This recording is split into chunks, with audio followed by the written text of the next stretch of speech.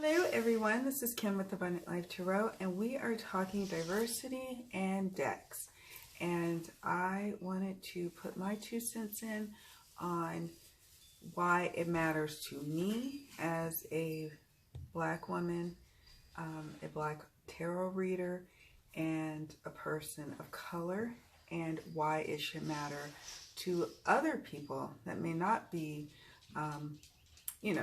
of an ethnic race. So let's just dig right on in, shall we?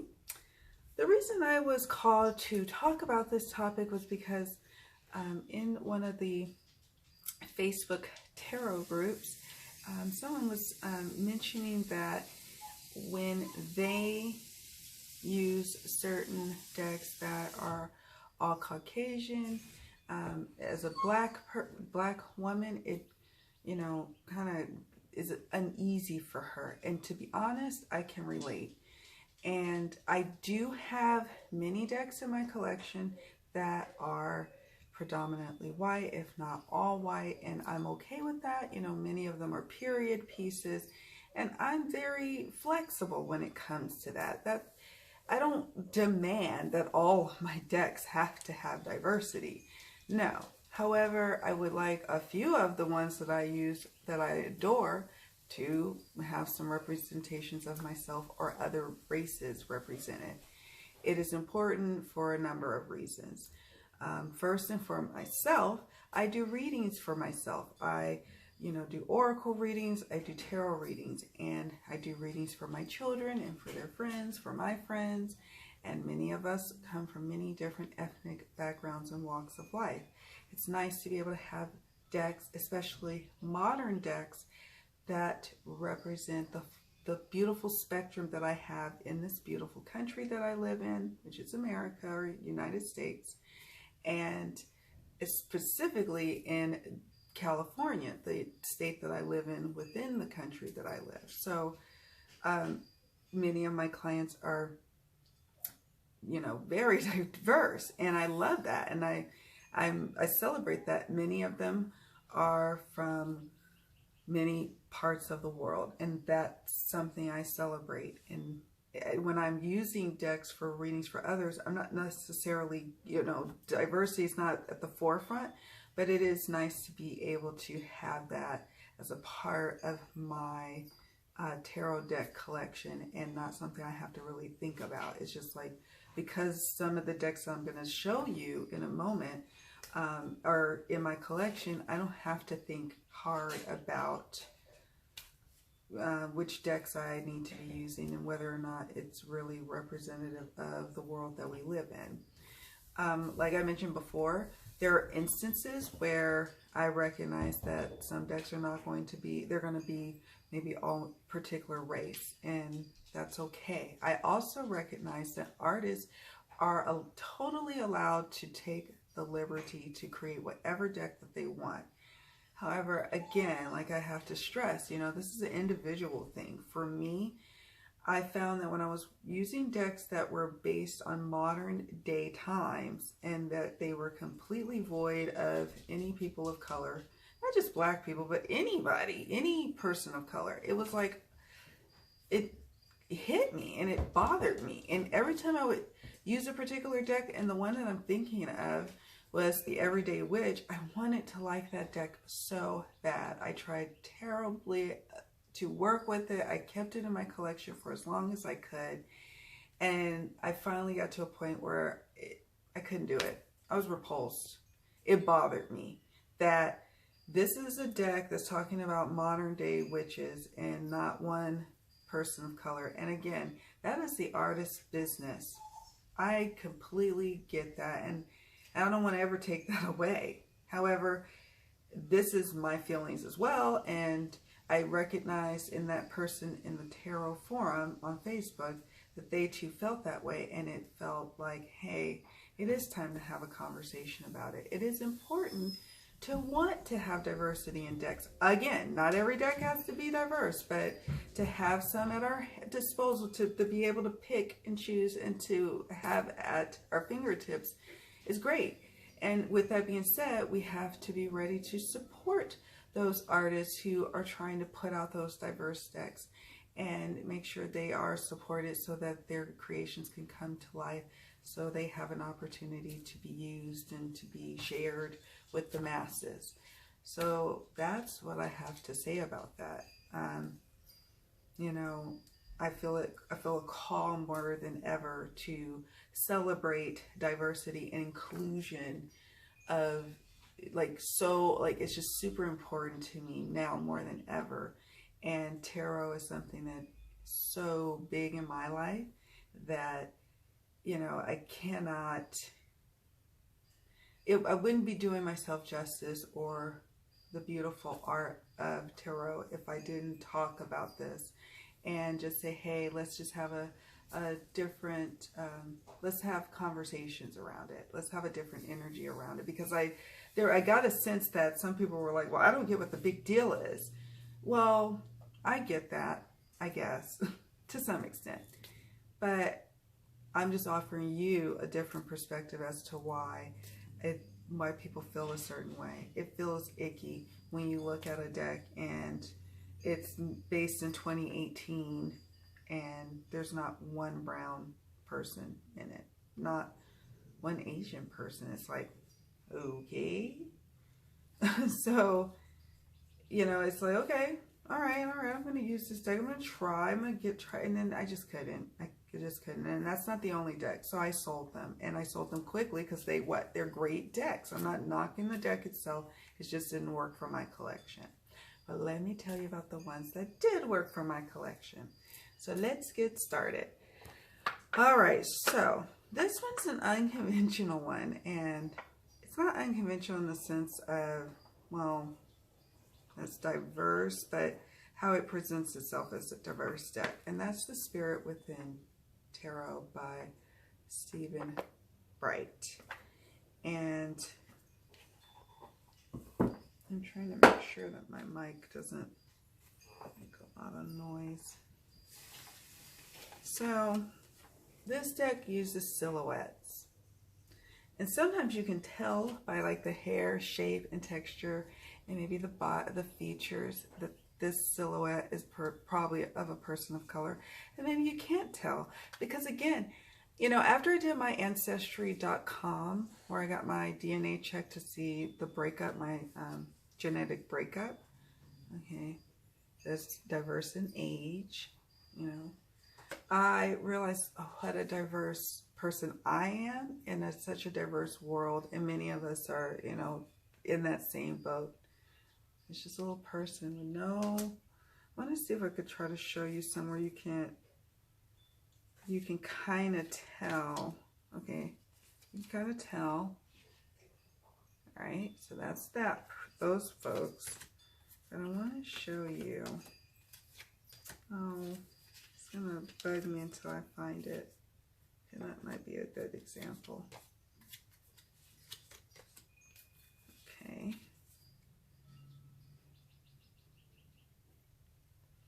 And these are silhouettes. So for some of us, this works. This could work. Oh my goodness, I should have had these pre-selected, but oh well. You catch my drift. The silhouettes work because you don't necessarily see the people in the images on the cards, and you can more easily insert yourself in the queer into vision, you know, as you look at the cards and work with the cards.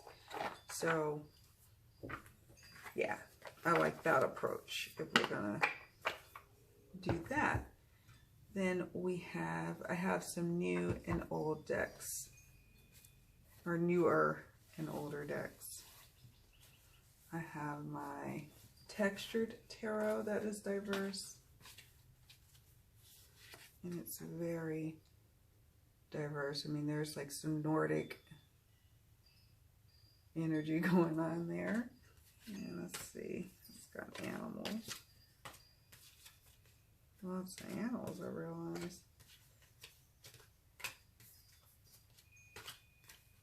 Okay, and I hate when I have reversals. I'm such Okay, here we go. I love this Hermit card.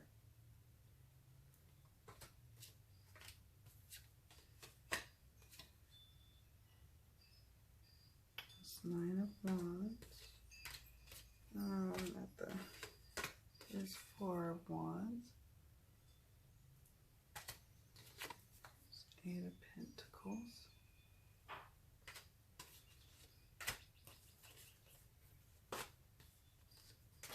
Let's see. I want to see if I can find my favorite. Okay, here's 10 of Cups.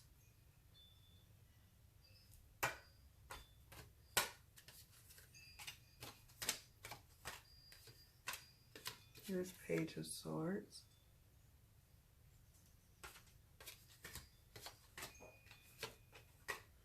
And look, we have diverse shapes. Here is Queen of Pentacles.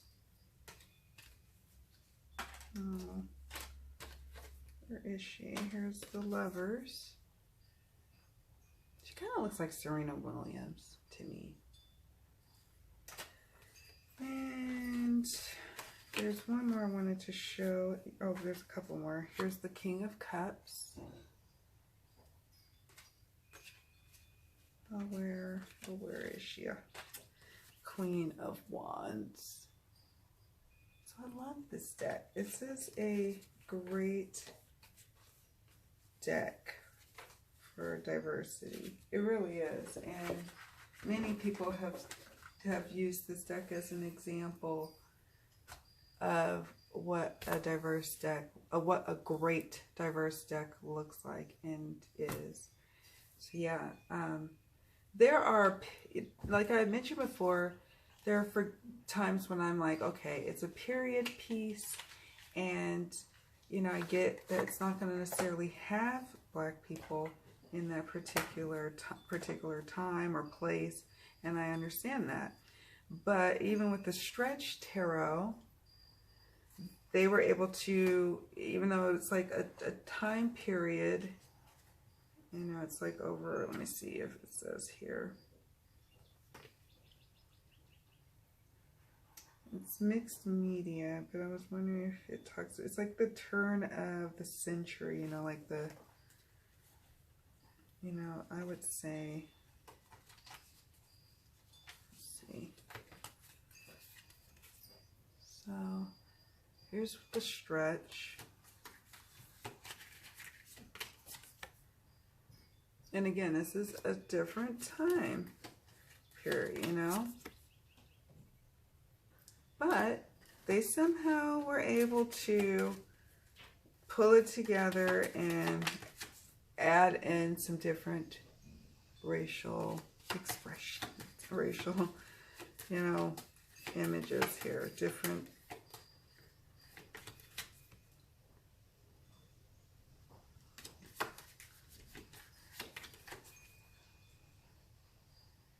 Right? So, I mean, it's not completely, you know, like where it's filled with tons of different ethnic groups, but there's a healthy dose. And again, this is a period piece. So I have to be careful when I say, well, I forgive, you know, certain times, because really it can be done. It can be done, even if it's during a particular ancient time. New to me. Well, before I do this one, let me talk about the Delta Enduring. And I really wanted to get this deck. This is the backs. Because it's a modern day take on our, you know, on the Delta, this particular part of the country, you know, the happenings and goings with that, within that particular region in the southern part of this country. And so I really enjoyed how this card, or this deck, brought diversity to life in the tarot. Brought diversity to life. I mean, lots going on in all the images. Fully illustrated tarot deck. Just adore this deck. I probably will never give it up. Ever, ever, ever. Because I really resonate with it, and it's vibrant, colorful, and it reminds me of certain aspects of the culture that my parents are from, and makes me a little nostalgic.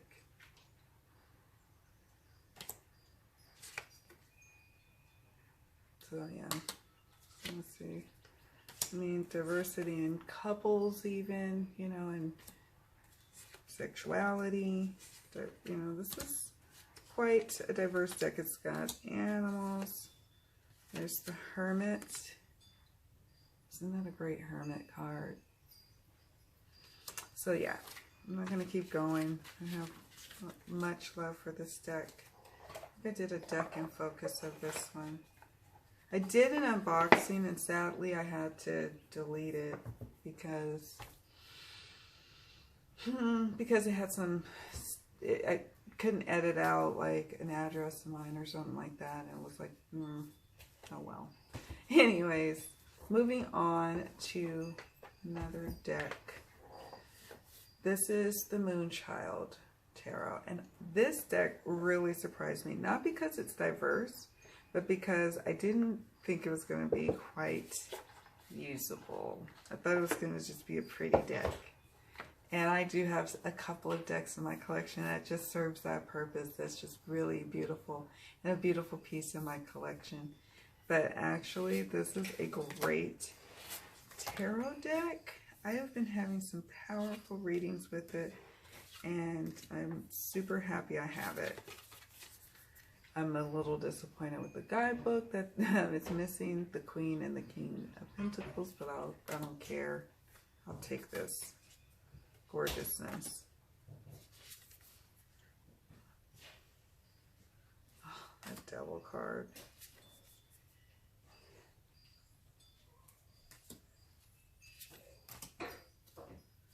It's just, I thought it was like, oh, is it going to be a super pretty deck that's difficult to relate to? And no, it's quite beautiful, yes, but it reads well, and it has beautiful people in it that are diverse. So did an unboxing of that one recently, so check that out if you want to see more on that deck.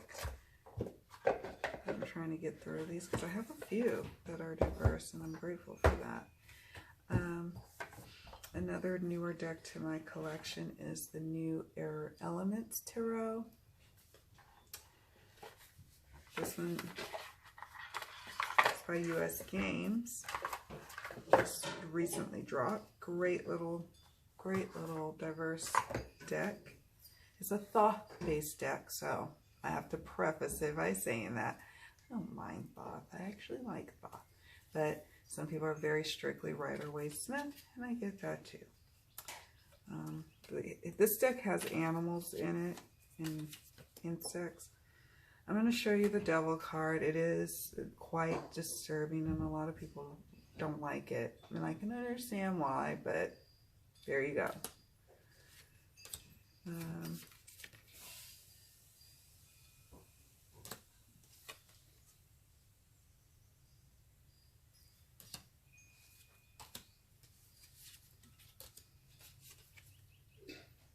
Just, yeah, like I said, it has animals in it, but we're talking about people right now.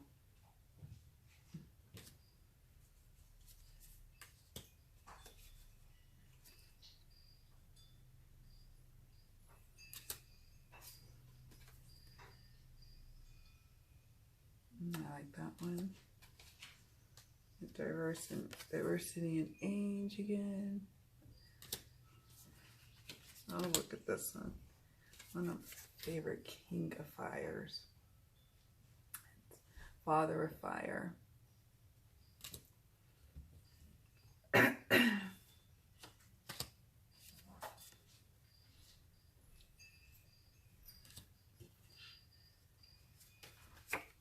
I mean, we've had many different ethnicities and ages and walks of life. Here's the emperor, great emperor, that Abraham Lincoln.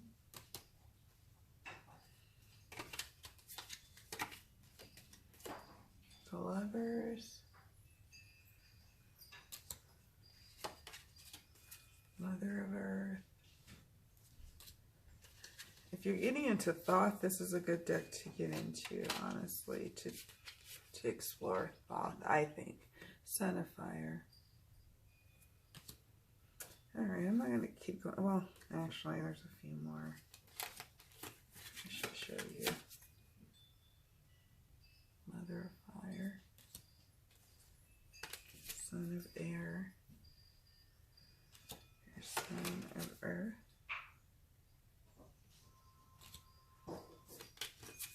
Daughter of Water. Oh, no fool. Whenever I say that a baby, or I see a baby, I gotta like get all motherly and talk babyish.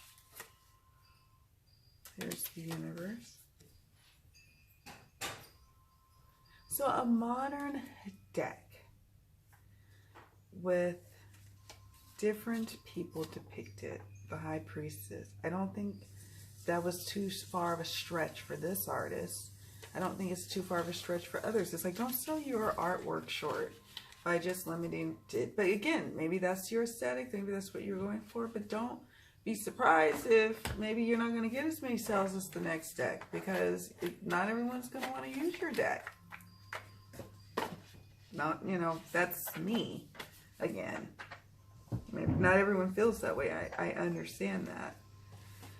Okay, let's see. I have a couple of more that I wanted to discuss. I'm just going to do some honorable mentions, and then I'll do a couple of more show and tells. But the ETA Tarot is another great one. I'm not going to show too many for time's sake. But I got this deck secondhand, and it's a great reader. I enjoy it. It's the Nine of Cups. I enjoy it surprisingly, because, you know, I always wonder about decks that are, when it's multiple creators coming together to make a deck. I don't know if I'm going to resonate so much with it. It's got animals in it. And this one, surprisingly, I enjoyed it quite a bit. Trying to see if I can find you the card I was thinking of, or the cards I was thinking of here. It's Five of Pentacles.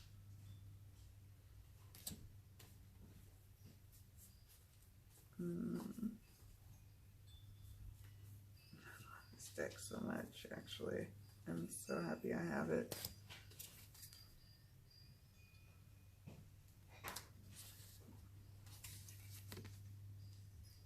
I like that card. It's got all sorts of stuff going on in this deck. It's a really good deck. I enjoy it so much. I'm just going to show you this because, oh, it's gorgeous. The Empress. Oh, so there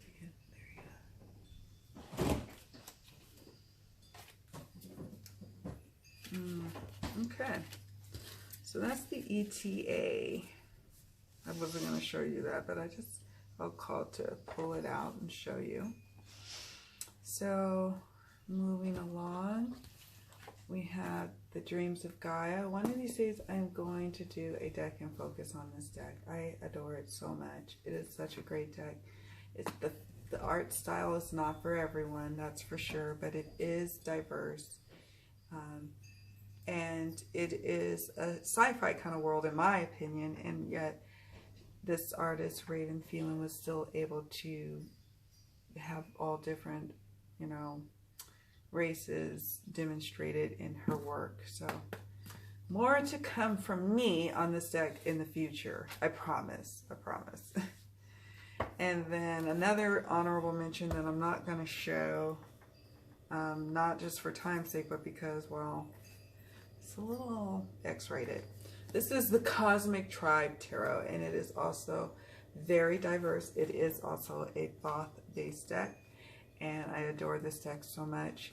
It is definitely, it's got a lot of nudity in it, but right off the bat, the first reading I did out of it, I resonated quite well with it.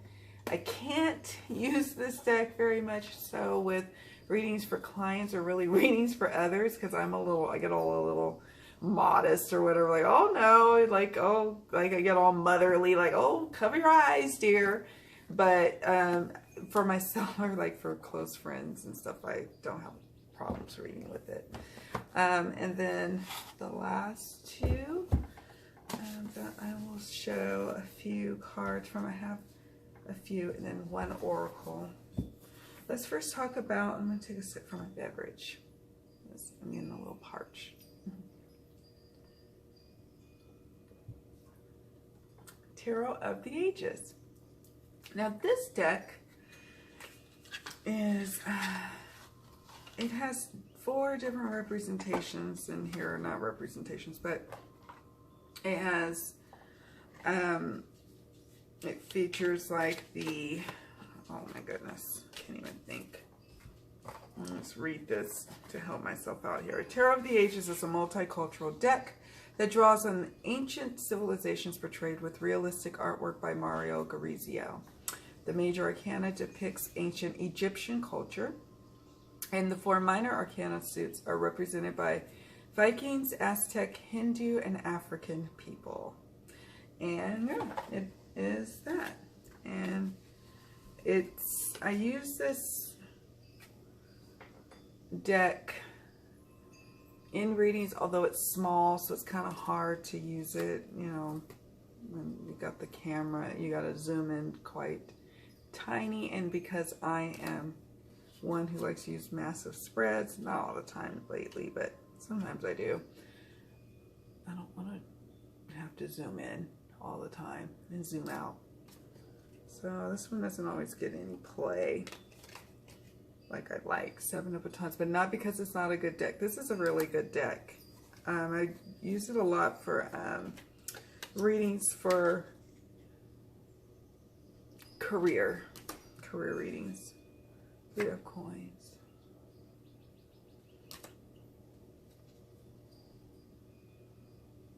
And yeah, I'll probably be doing a deck in focus at some point on this deck.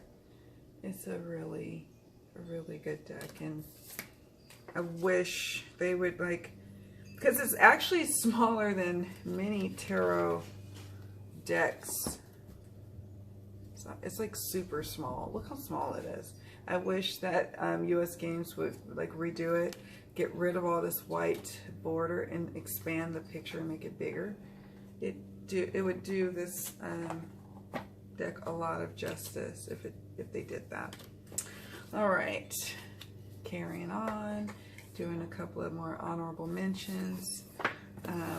I have done an unboxing of this. This is the Everyday Enchantment Tarot. Great deck, great diverse deck, modern diverse deck, as is the Numinous Tarot. Both great diverse decks, lovely to work with. Both of them I've worked with quite a bit. Not as much this one as this one. I've worked with this one quite a bit, and I have to say it's a great reader, and it's fun to read with when you see different people from, you know, different sexual orientations to races to it's just lovely to have that, to have access to that. And then finally, I wanted to mention about an oracle deck. I have many oracle decks I don't have to worry too much about diversity with. It's like, because they're not stuck to, creators aren't stuck to a set way of having to deliver the cards, a 78 card structure, for example. They feel like they have more liberty to add diversity, I guess. I don't know. I just find that it's easier to find oracle decks with more diversity than you would find necessarily with tarot decks.